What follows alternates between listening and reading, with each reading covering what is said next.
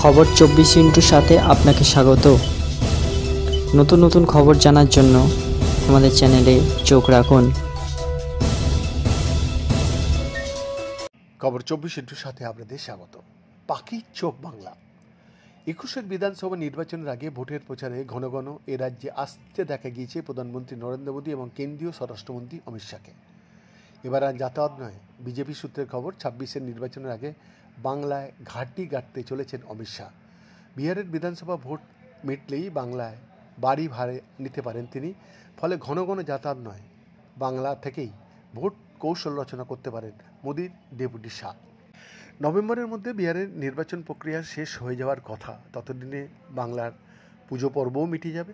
তারপর বিধানসভা নির্বাচনের প্রচার জোর কদমে শুরু করবে রাজনৈতিক দলগুলি। বিজেপি সূত্রের খবর, সেই জন্যেই বিহারের ভোট মিটলেই বাংলায় ঘাঁটি গাড়বেন শাহ। বাড়ি ভাড়া নিয়ে থাকার পরিকল্পনা রয়েছে কেন্দ্রীয় স্বরাষ্ট্রমন্ত্রী। 21 নির্বাচনে বাংলার পরিবর্তনের স্বপ্ন দেখেছিল বিজেপি, কিন্তু তৃণমূল 200-রও বেশি আসন পেয়ে তৃতীয়বার ক্ষমতায় আসে। তবে বিজেপির নেতৃত্বের বক্তব্য, এবার মানুষ তৃণমূলকে বিদায় জানাবে। গত 8ই জুন তামিলনাড়ুতে একটি সভায় শাহ বলেছিলেন 2026 সালে তামিলনাড়ু ও বাংলায় এনডিএ সরকার গঠবে। আবার কয়েকদিন আগে একটি সর্বভারতীয় সংবাদ মাধ্যমকে সাক্ষাৎকার দেওয়ার সময় মোদীর ডেপুটি শাহ বলেন, আমি সম্প্রতি বাংলায় যাইনি, তবে মমতাজির বিরুদ্ধে প্রতিষ্ঠানের বিরোধিতা বেশ তীব্র। এর সুবিধা পাওয়ার জায়গা একমাত্র রয়েছে আমাদের পার্টি। বাংলায় মাত্র 3 থেকে 70 পৌঁছেছি আমরা। যিনি অঙ্ক বোঝেন তিনি ওই প্রবণতারা বুঝতে পারবেন। 34 বছর রাজত্ব করার পর বামেরা শূন্য, 30 বছর রাজত্ব করার পর কংগ্রেসও শূন্য।